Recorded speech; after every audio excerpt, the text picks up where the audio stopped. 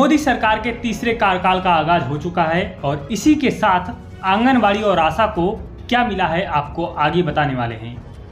मोदी जी ने अपने तीसरे लोकसभा चुनाव के प्रचार प्रसार के समय कहा था कि जितने भी 70 वर्ष से अधिक उम्र के बुजुर्ग हैं उनका फ्री में इलाज कराया जाएगा।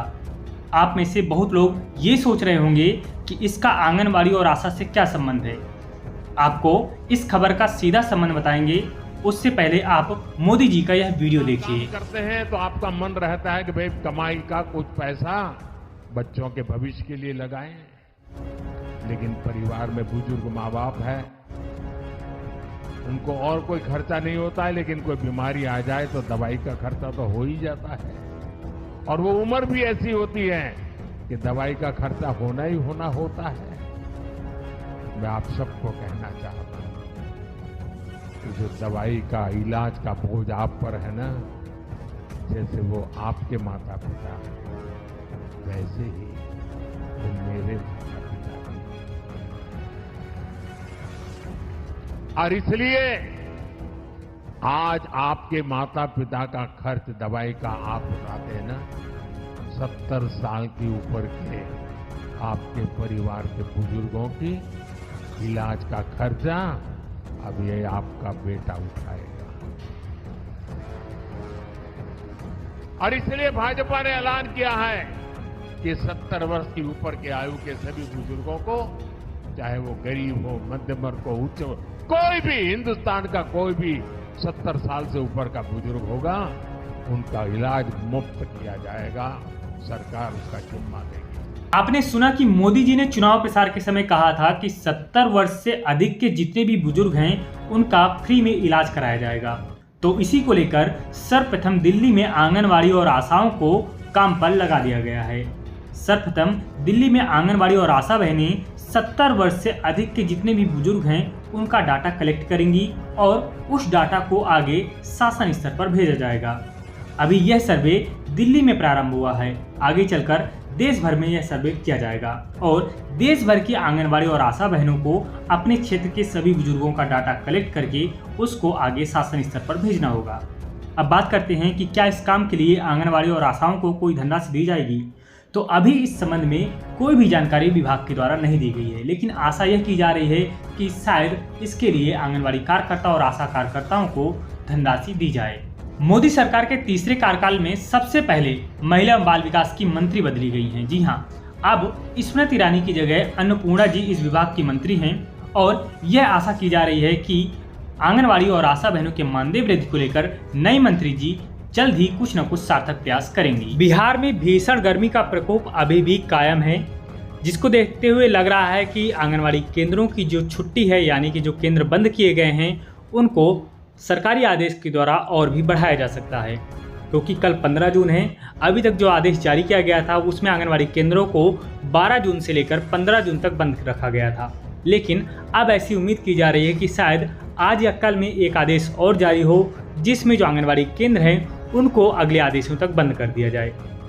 हालांकि आंगनबाड़ी जो कार्यकर्ताएं हैं अपना जो काम है अपने केंद्र से कर रही हैं, अपने घर से कर रही हैं, किसी भी तरह जो लाभार्थी हैं उनको लाभ पहुंचा रही हैं, लेकिन जो बच्चे हैं वो आंगनबाड़ी केंद्र तक ना जाएं, क्योंकि जो भीषण गर्मी और लू का प्रकोप चल रहा है इसको देखते हुए जो लगातार सरकारी आदेश जारी किए जा रहे हैं। उत्तर प्रदेश कुशीनगर जिले के दुदही बाल विकास परियोजना कार्यालय में सीडीपीओ की तैनाती न होने की वजह से आंगनबाड़ी कार्यकर्ताओं को भारी समस्याओं का सामना करना पड़ रहा है। हम अपने चैनल के माध्यम से विभाग को यह अवगत कराना चाहेंगे कि कुशीनगर में जल्द सीडीपीओ की तैनाती की जाए। अगली खबर हिमाचल प्रदेश के ऊना से है। ऊना में आंगनबाड़ी केंद्रों में भी बनाए जाएंगे ORS और जिंक कॉर्नर। अब बता दें कि ये ORS और जिंक कॉर्नर क्या होंगे। 15 से 30 जून तक सघन डायरिया नियंत्रण पखवाड़ा मनाया जाना है और इसी को लेकर खबर छापी गई है कि सघन डायरिया नियंत्रण पखवाड़े के दौरान जिले में प्राथमिक स्वास्थ्य केंद्र, सामुदायिक स्वास्थ्य केंद्र, सिविल क्षेत्रीय अस्पताल में ORS और जिंक कॉर्नर स्थापित किए जाएंगे। इस कॉर्नर पर डायरिया, डिहाइड्रेशन के रोगों का निदान किया जाएगा। वहीं आंगनबाड़ी केंद्रों में भी ORS और जिंक कॉर्नर बनाए जाएंगे। यह जानकारी अतिरिक्त उपायुक्त ऊना महेंद्र पाल गुर्जर ने दी। तो इस तरह से 15 से 30 जून तक सघन डायरिया नियंत्रण पखवाड़ा मनाया जाना है और उसी को लेकर यहाँ पर ORS और जिंक कॉर्नर बनाए जाएंगे। आंगनबाड़ी भर्ती को लेकर एक महत्वपूर्ण खबर दैनिक भास्कर में प्रकाशित की गई है, कि सोशल मीडिया पर आंगनवाड़ी भर्ती का फर्जी मैसेज प्रकाशित हो रहा है और शासन सचिव ने कहा है कि कोई भी वैकेंसी नहीं निकाली गई है। यहाँ पर जो सचिव हैं उनको कहना पड़ा कि कोई भी ऐसी वैकेंसी नहीं निकाली गई है। आपको बता दें कि नव भारत टाइम्स ने एक लेख लिखा था, उसमें कहा था कि राजस्थान में आंगनवाड़ी कार्यकर्ताओं की वैकेंसी चालू हो गई हैं और इसके आवेदन भी प्रारंभ हो गए हैं। इसके लिए जब लोग ज़्यादा परेशान हो गए, हमारे पास भी कई सारे मैसेज आए कि क्या ऐसी कोई वैकेंसी आई है, लेकिन हमने भी जब चेक किया तो ऐसी कोई वैकेंसी नहीं थी। और इसी को लेकर बाद में सचिव जी ने भी पूरी तरह से क्लियर कर दिया कि ऐसी कोई वैकेंसी नहीं है, यह फर्जी लिखा गया है। इसके बारे में अगर कोई वैकेंसी आएगी तो आपको ऑफिशियल वेबसाइट के माध्यम से हम खुद बता देंगे।